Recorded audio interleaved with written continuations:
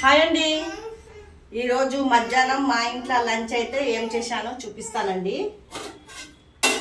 ఇక్కడ వచ్చేసేమో వేడి వేడి అన్నము,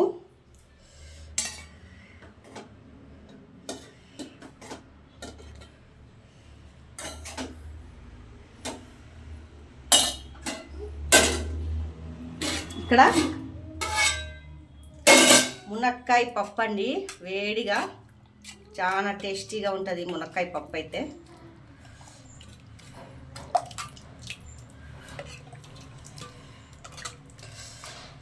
కాలుతుంది. దాంతోపాటు ఉప్పు చేపలు, పెరుగు మిర్చి, అప్పడాలండి.